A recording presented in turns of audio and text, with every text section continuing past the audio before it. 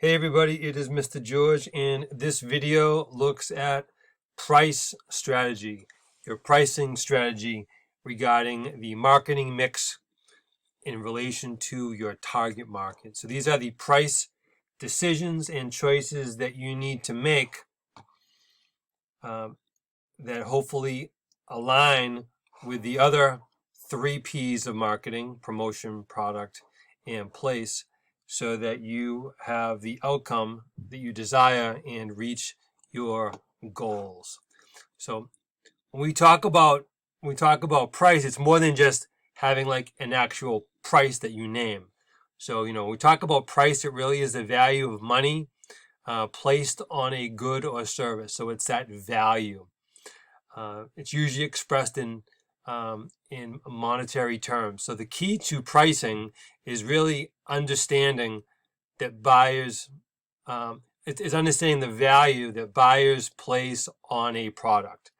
Okay, there are lots of different goals of pricing. You're trying to gain market share, where you're trying to take business away from one of your competitors.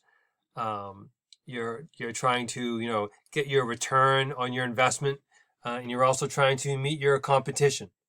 Okay, so those are just three straightforward goals of pricing, and you want to have some type of like strategy that you're going to be implementing, because over time your pricing strategy may change based on a variety of factors, such as supply and demand, such as an increase or decrease in your costs and expenses, as well as competition.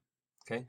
Increased competition may force you to change your strategy, as well as lack of competition may also necessitate changing your strategy here.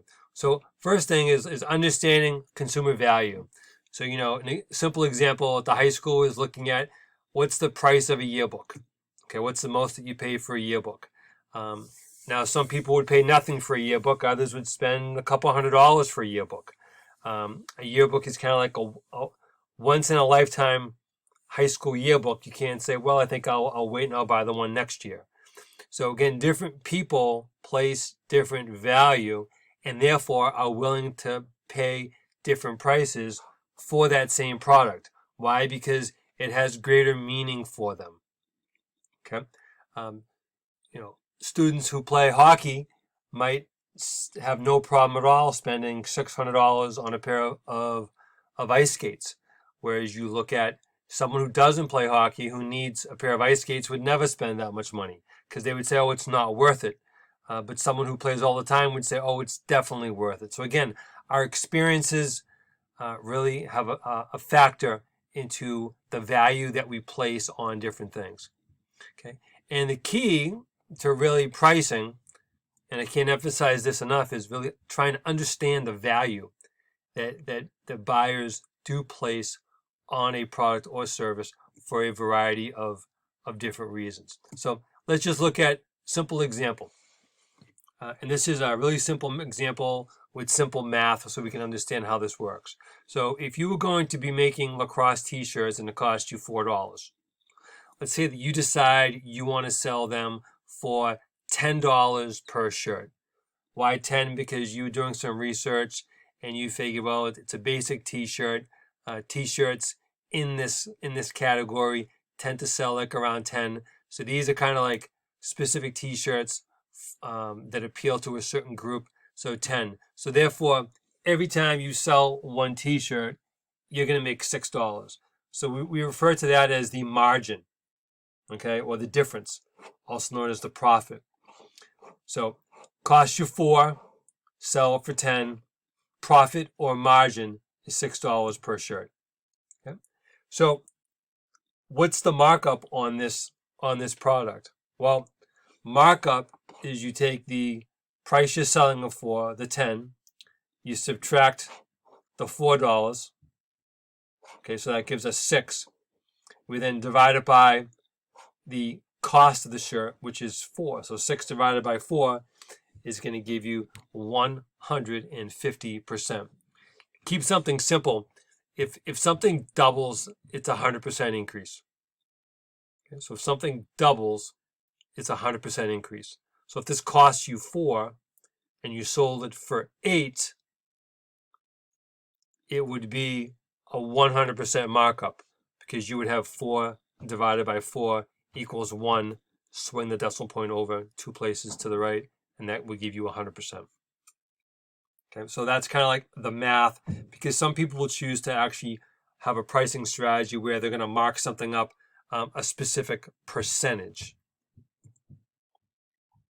Now, with lowering the price to 7, would you sell more shirts? Not sure. It depends. Would you increase your profits? Again, not sure. It depends. You definitely would have a much smaller margin.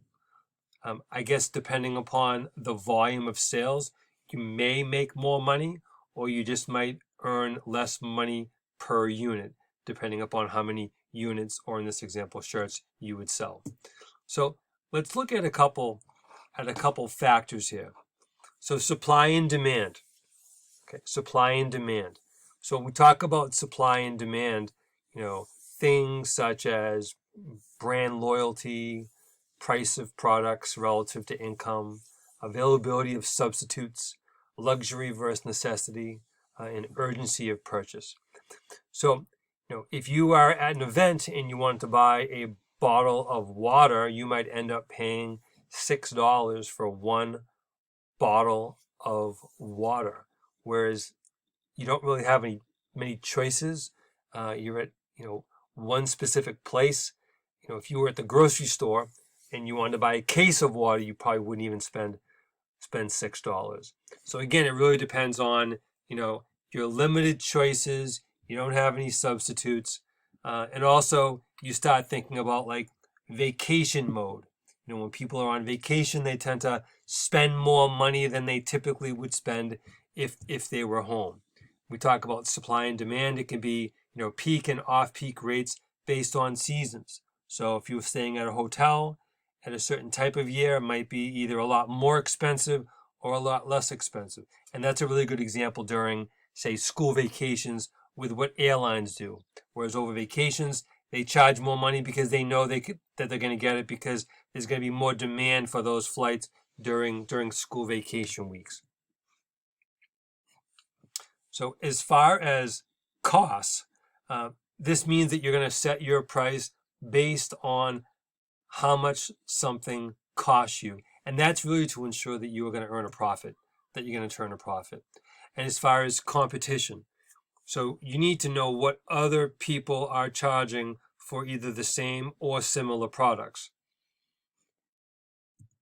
And ultimately, your strategy may be influenced by a combination of those 3 factors: supply and demand, cost, and competition. That's why it's really important to know what the market is willing to pay for something as you decide on your pricing strategy as you move forward. So market share is, think of it as a pie, whereas you have all of the competitors with all the money that's being spent on a product or service that you offer.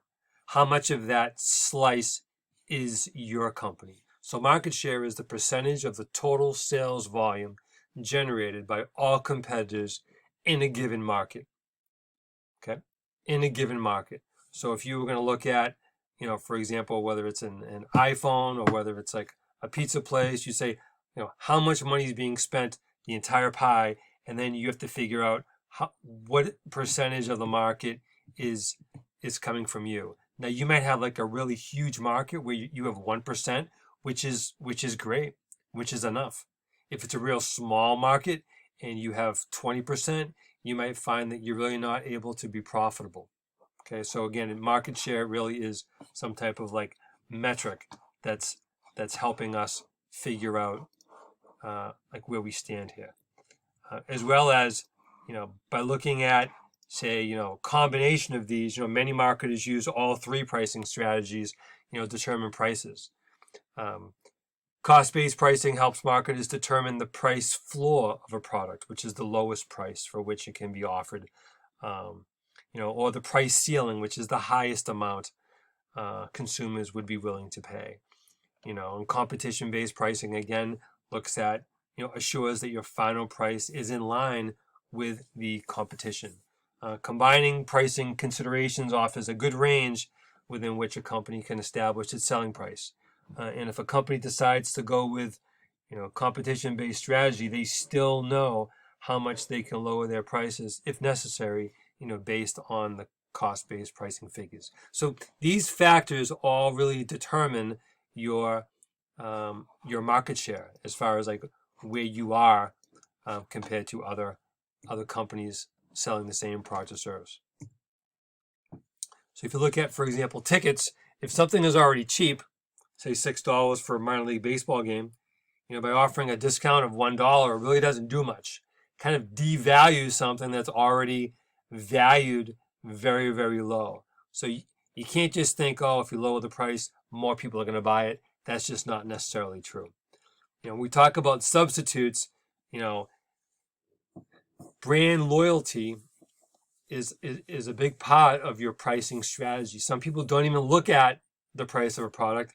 They're just hooked and such a huge fan of that product that they're going to buy it no matter what the price is. Okay? And again, some products have so many other substitutes that some people are willing to change based on the price of something. Detergent's a good example because once people start using the same detergent, most people tend to kind of stick with it regardless of price. It just becomes an automatic purchase to them. So we talk about a couple more aspects of pricing strategy. One is referred to as psychological pricing. Okay, and these are techniques that create an illusion for customers or make that shopping easier for them. So we talk about psychological pricing. One is odd even, so that becomes $19.99 to suggest some type of bargain. $9.99, $990. The psychological principle is based on odd numbers conveying a bargain image, while even numbers, $10, $50, $100, conveys a quality image. We talk about prestige pricing. We're really saying setting a higher than average price to suggest exclusivity, status, prestige. Many consumers assume that higher prices mean higher quality and are willing to pay more for certain goods and services. For example, lots of colleges might jack their prices up, and people assume that the college is better than other colleges because it costs more. Okay, or automobiles, another good example. Multi-unit pricing really means suggesting a bargain and helps to increase sales. Some businesses have found that pricing items in multiples, such as 3 for 99 cents, is better than selling the same item at 33 cents each. For example, batteries is a great example. Golf balls, another great example. Bundle pricing. So this could be like an all-inclusive trip where it includes airfare, hotel, rental, food. Talk about bundle pricing. It really means including several products in a package that is sold at a single price. Okay, for example, software tends to get bundled too. So that's, it's included when you purchase a new computer. And promotional pricing. So this is used in conjunction with sales promotions when prices are lower than average. For example, back to school sales or holiday sales, clearance sales. Other promotional techniques may involve rebates, coupons, and special discounts. And discount pricing involves the sellers offering reductions from the usual price based on the buyer's performance of certain functions. For example, if you pay cash, you might receive a discount. If you pay before a certain deadline, you might also receive a discount. If you buy in large quantities, that could be another example of providing some type of discount, or a seasonal discount, which really means willing to buy at a time outside the customary buying season. So we've talked about luxury versus necessity in prior videos, where do you need it or is it a want? Urgency. If you're running out of gas, you're kind of limited as to how much money you're going to spend on gas. Different price wars.